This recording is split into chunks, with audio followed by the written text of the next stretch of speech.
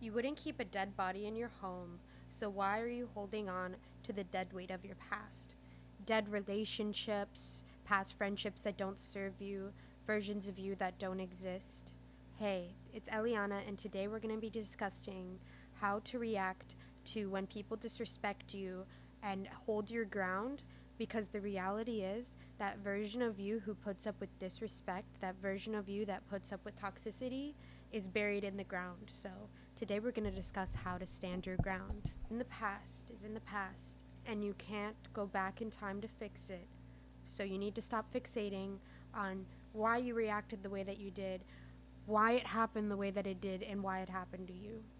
Things happen, and sometimes it's not a reflection of you, it's a reflection of the lack of experience that you had. So if you really want to step into the future and grow, you need to let go of that dead weight. Forgive and forget, because the thing is, it's in the ground and you can't resurrect it. So you need to focus on the present and the future, because if you're in your past, you're always going to be in your past. You're bearing yourself with the luggage that is supposed to hold you down. And honestly, you've just got to let go. You've got to let go. You've got to forgive and forget, and you've got to move on. An example of this is I've had these shoes since my freshman year. As you can see, the heel is breaking. Would you wear these pair of shoes to go on a 2 mile walk on a date? No. Why? Because the heel is broken and you're going to fall on your ass if you wear these for a long amount of time. It's the same thing. If I have a friend that I know is not reliable in my past and we're not friends anymore because they're from my past, why would I reach out to them in a moment of help when I know that they're not going to help me, they're just going to hinder me? You have to let go of things that do not serve you, because if you don't, they're going to hold you back and they're going to sabotage you. A part of moving forward is sacrificing and burying things that you know no longer serve you, even if it's comfortable. For example, I had a friend that I've had around for about 6 years now, and I dropped them a few months ago due to their behavior. But the reason why they stayed around for so long was not because they were a good friend. They stayed around because I was afraid of being alone, and I was comfortable having someone around that knew me. While in reality, because I kept them around, that person kept sabotaging me any way possible. They tried lying to my partner. They tried lying to my friends. They crashed my vehicle. If you keep things around just because they're comfortable, you're going to set yourself up for failure. Sometimes to move forward, you have to let go, because sometimes you just have to start with nothing. You have to start barefooted and you'll figure it out, because you can have resources. But the thing is, are they resources or are they just things that you're comfortable with that you stick with? Drop that dead weight and move forward. So, really, in this episode today, I want to discuss how to react when people disrespect you to your face.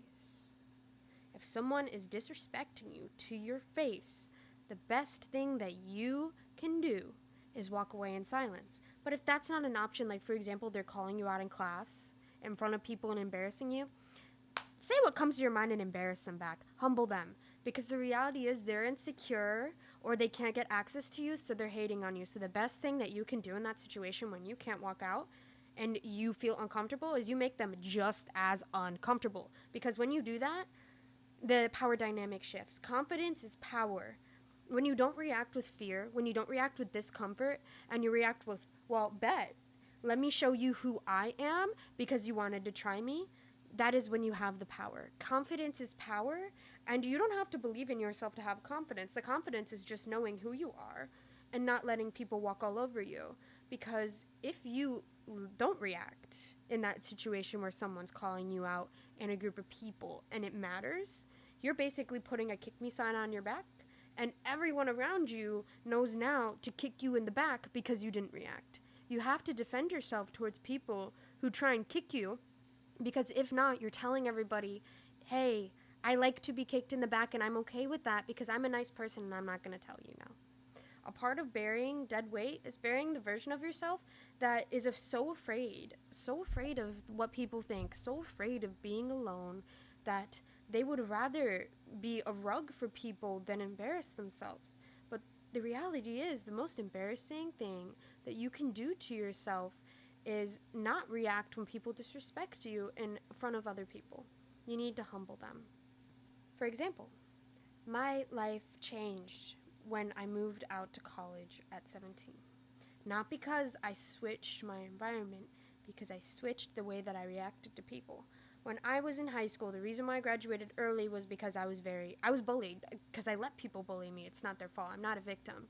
But I thought that I was ugly, so I let people walk all over me. And what changed was I got so tired of it that I reinvented myself by going to the gym 4 hours a day. I lost the weight, I got very trimmed, and I started building this channel, and I gained a bunch of money, and I moved out. And what really changed for me was when I stopped taking shit from other people. When I was in college, if someone tried me, I showed them who I was. I really did. I didn't hold my tongue. And guess what? The first time I showed somebody who I was, nobody else messed with me. And it's because when you show people who you are, you take the kick me sign off your back. And you become the person that is in control and has the power. So it's a really important lesson to learn that you are the person coming to save you. And the reason why you're uncomfortable in your life, the reason why people are bullying you and picking on you, is not because you're unworthy, it's because you're too afraid to say something. So remember the value of your voice, and how to react when people disrespect you really is reacting by showing them who you are and how much you value yourself. Because the thing is, nobody can access you when someone makes fun of you. The way that they want you to react is they want you to be upset. They want you to show that, oh my goodness, this hurt my feelings. That's when they win.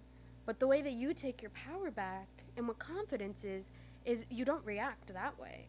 You react like, okay, well, you just called me incompetent. Well, I scored a better test grade than you last time, and if I'm incompetent, what does that make you?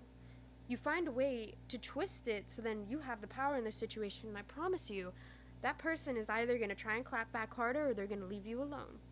So just remember that confidence is in your emotions and the way that you react to people and the way that you hold yourself with people. Because nobody's going to walk all over you if you can't be walked all over. Because being walked all over is just a sign of a good person that is afraid of being alone. And honestly, a part of gaining confidence is being comfortable enough with yourself to be alone. Because let's be real. People aren't always going to like you. People aren't always going to accept you. Especially if you're trying something new, you're going to have no one for a really long time. I had nobody for a really long time, and the reason why is because not a lot of people from a young age were working full-time and doing college and going to the gym and focused on themselves. People like to be around misery. So I struggled with making friends for a very long time, not because I was a bad friend, but because I was too good of a friend to people who didn't want a good friend. They wanted someone to get shit-faced with. So that's someone to keep in mind is you can be a good person and be alone, but to be confident and to embody the best version of yourself, you have to learn to walk alone, because honestly, you should be the leader, you shouldn't be following a crowd. A part of learning how to walk alone is you have to unteach yourself how to stop people pleasing. Especially as women in society, we're taught to be nurturing, we're taught to make people happy, and it's a really toxic thing that you see in a lot of women, that they self-sabotage because it's so deeply embedded in them that they have to be soft. They have to be a certain way to be loved. They have to nurture other people and please other people, otherwise they have no value. So a huge part of confidence is you have to stop caring about what other people think. They don't care about your emotions, they care about manipulating you and using you. So especially as a woman, you have to unlearn that cultural trauma that the majority of us are taught, that you have to be nice to other people even if they're mean to you, because it's good to be polite. Okay, but think about this for my people-pleasing people. Who was polite to you when you were disrespected? Did anyone defend you? No. Because they only care about how they feel. They don't care about you. So maybe it's time, instead of pleasing other people, to please yourself, because no one's there for you. No one's showing up when it matters. You need to show up for yourself. So it's really important to unlearn making other people happy, because the whole point of your life is to make yourself happy. No grown man, no grown woman, no friend is your kid. The only person that I like to please, or animal, is my dog. And you want to know why? Because I chose to have my dog. My dog is a puppy. My dog doesn't do anything to disrespect me. And when he does, of course, he's going to go in timeout for a little bit. So that's an example is you are no one's mother. Even if you're a mother, there's still boundaries that need to be set. So it's just something really important to keep in mind is that you were not put on this earth to make other people happy. If you do that, you're going to spend the rest of your life unhappy, and that's probably why you lack confidence because you're so busy worrying about what people think about you, the certain clothes that you should be wearing, the way that you should talk, the way that you should sit at dinner, especially as a woman. Oh, well, your skirt can't be too short, you're out of dress code, your hair can't be too colored because it looks too masculine. You have to wear makeup, you have to do this, this, and this. But guess what? Even the woman that does all of that is not good enough. No matter what you do, if your goal is to please other people, there's always going to be a flaw and you're never going to be happy and you're going to be deeply insecure. So that's really important to know. Another thing is if you want to stop people pleasing and gain confidence, a huge part of confidence is obviously not caring about what people think. Confidence is being respected, and a part of being respected is respecting yourself and setting the boundaries that are necessary. And that means even with your mother, even with your teachers, even with your dog. For example, Bolt knows not to bite me. That is a boundary that we have. When Bolt tries to bite me, he goes in timeout. Same with people. If you set a boundary with somebody that you don't like being talked to in a certain tone, and they do it anyways, it's a human, that's a grown person. If they do it multiple times, there's no point of conversation. Cut them off because they've shown that they can't respect you, which means that they don't belong in your life. Part of confidence is being able to set those boundaries and stick to them because you respect yourself. And when you do that, you're going to have to cut off a lot of people and a lot of things. But when you do, that's when the good things start coming in your life. And what I mean by that is if you don't set boundaries with your partner, you're just letting them do whatever they want and walk all over you, which means you're going to get cheated on, you're probably going to get abused, you're going to be disrespected all the time. But when you set those boundaries, guess what happens in the future? Crazy concept. You find someone who actually loves you and respects you, and you have a life that you love. End of story. So that's a really important thing. And to end this, a really other important thing is confidence is not shrinking your voice to be loved. Who cares? People aren't going to like you. They never will. Because they're always going to find a reason to hate you because they hate themselves. So you need to love yourself and know who you are. And respect yourself enough to stick to these boundaries. To not go back to your past. To be able to walk that path alone and let go of things. Because if not, you're just shrinking to be loved. And that means you're never going to be truly loved at all. And if you want to live a wholesome life, you gotta stop shrinking. Who cares? Say what you want to say. Live the life that you want because this is your life. This isn't that person's life. This isn't your mom's life.